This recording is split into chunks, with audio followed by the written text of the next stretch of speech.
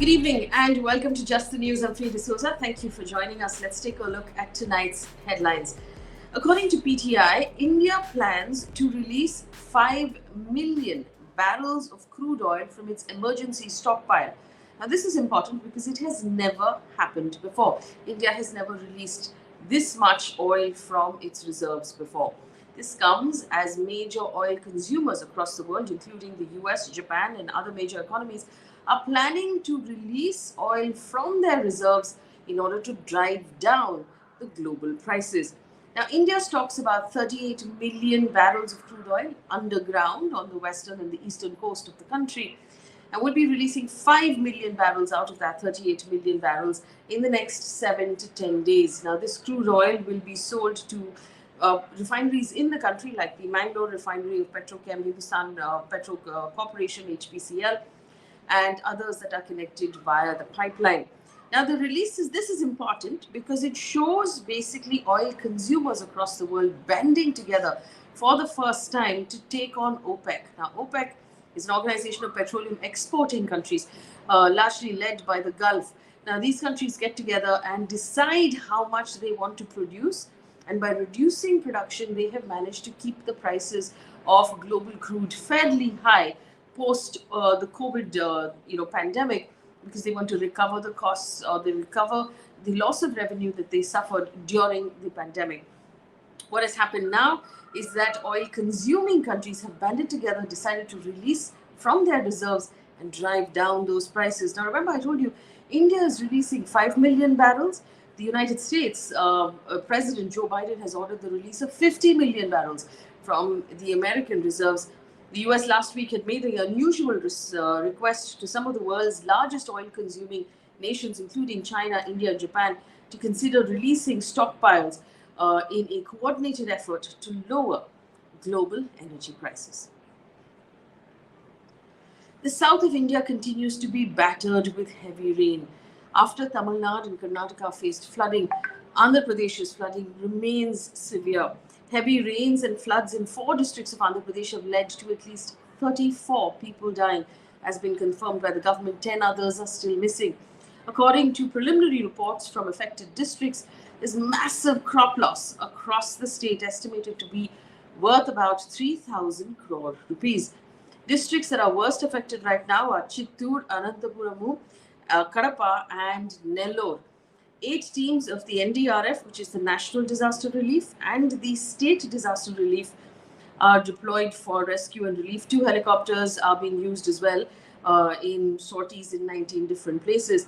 According to News Minute, as per initial estimates, the Roads and Buildings Department, about 800 crore rupees worth of repairs will be required on the roads in Andhra Pradesh.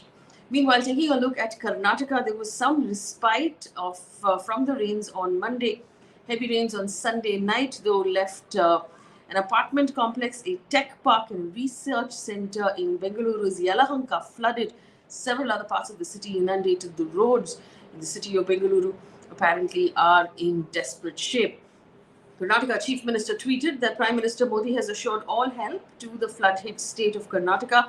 The Chief Minister also said that a master plan will be drawn up to widen the Rajakalways, or the stormwater drains in the city of Bangalore, in order to allow smoother flow of water. Of course, there was no mention on what happens to the lakes in the city that have been drained and built upon, which are now flooding again. In Tamil Nadu, at the same time, a 4-member team led by the Joint Secretary of Ministry of Home Affairs, Rajiv Sharma, inspected the damage to civic infrastructure in several parts of Chennai because of flooding, following discussions on Sunday at top-level officials of the Greater Chennai Corporation. Remember, the High Court pulled up the Greater Chennai Corporation for not doing enough from the previous flood till now. Hopefully now the corporation will move into action. In other news, Anil Ganvat, who is one of the members of the committee that was set up by the Supreme Court to write a report on the 3 farm laws, has now written to the Chief Justice of India, Justice Ramana, and asked the court to make that report public. Now, Anil Ganvat is a senior leader of the Shetkari Sangathan. The Shetkari Sangathan is a farmer union from Maharashtra. His letter, which is now public, has read, and I quote, "After the government's decision to repeal farm laws in the upcoming winter session of Parliament, the committee report is no longer relevant. With regard to those laws, there are suggestions in that report," he says, "that are of great public interest." He also added that in the next 2 to 3 months, he will travel across the country and draw with him 1 lakh farmers from across the country who support reforms in agriculture and bring them to Delhi. He has said that the demand for guarantee of minimum support price is not feasible at this moment. Remember, farmers right now have said that they will continue to protest until they get a legal remedy of MSP. Mr. Ganbert on Monday said the Indian economy will face a crisis if there is a law on MSP. His letter says, and I quote again, "If there's going to be a law on MSP, India will face a crisis. With the law, if procurement process goes down someday, no one will be able to buy the produce, as procuring price of MSP below MSP will be illegal and traders will be put in jail for it." Now, all of this is coming after the Prime Minister decided or announced that the government had decided to withdraw those 3 farm laws. Also, for our audience, we've just conducted a conversation with Yogendra Yadav, which is up on our YouTube page. He is also a spokesperson representing the farmer unions. And so we've asked him about these fresh demands or these demands that the farmers can intend to continue demanding from the government. The Supreme Court today also rejected a plea by the Trinamool Congress to postpone the local body elections in Tripura that's scheduled for the 25th of November. The court also issued an additional guideline to ensure that the conduct during these elections remain peaceful. The court was hearing a contempt petition filed by the TMC, alleging violence against its party workers is continuing unabated in Tripura. False cases are being filed against them by the ruling BJP government. The bench was headed by Justice D.Y. Chandrachud. He said, and I quote, "Postponing elections is a matter of last and extreme recourse. It is our considerate view. Short of postponing elections, the apprehensions expressed by the petitioners can be redressed by issuing directions to Tripura to ensure remaining phases of elections take place in a safe and secure manner. Reports of law and order which have been drawn to the attention of enforcement agencies are dealt with in accordance with the law." End quote. And now for a dose of politics. Most of it is coming out of Uttar Pradesh right now. Samajwadi Party chief Akhilesh Yadav and Rashtriya Lok Dal leader Jayant Chaudhary tweeted photos of a meeting today, raising speculations of whether they will form an alliance ahead of the Uttar Pradesh polls. Now, this would be a crucial alliance ahead of the Uttar Pradesh polls. Akhilesh Yadav captioned the photograph, quoting, "Heading towards change with Jayant Chaudhary." The SP and the RLD had contested assembly elections together, Lok Sabha by-polls together back in 2017. In other news, in his latest book, Manish Tiwari of the Congress has taken on his own party and criticized his own party, releasing a book called 10 Flashpoints, 20 Years of National Security Situations That Impacted India. Congress MP Manish Tiwari has said that the government should have acted in a more severe fashion after the 26/11 Mumbai attacks. According to an excerpt from the book that's now been reproduced in the Times of India, he says, and I quote, "For a state that has no compulsions in brutally slaughtering hundreds of innocent people, restraint is not a sign of strength. It is perceived to be a symbol of weakness. There comes a time when actions must speak louder than words. 26/11 was one such time when it should have been done. It therefore is my considered opinion that India should have actioned kinetic response in the days following India's 9/11. So basically, he has called the UPA government weak in its response to those terror attacks. Also, a story that must take note: President Ramnath Kovind presented gallantry awards for distinguished service decorations at Rashtrapati Bhavan on Monday. Group Captain Abhinandan Varthaman, who was accorded the Veer Chakra presented by the President for his role in pushing back the Pakistani fighter jets in February 2019. President Ramnath Kovind also accorded the Kirti Chakra to Prakash Jadhav for neutralizing terrorists in an operation in Jammu and Kashmir. That was posthumously. Major Vibhuti Shankar Dondiyal was accorded the Shaurya Chakra, also posthumously, for his role in an operation where 5 terrorists were eliminated and 200 kgs of explosive material was recovered. The President presented the Shaurya Chakra posthumously to Naib Subedar Sombir for killing an A++ category terrorist during an operation in Jammu and Kashmir. A quick look at our COVID numbers. They're looking pretty good, though. India reported 7,579 new COVID cases, 236 deaths in the last 24 hours. Those numbers seem to be coming down on a daily basis, which is a good thing. A look at news coming in from the world of business.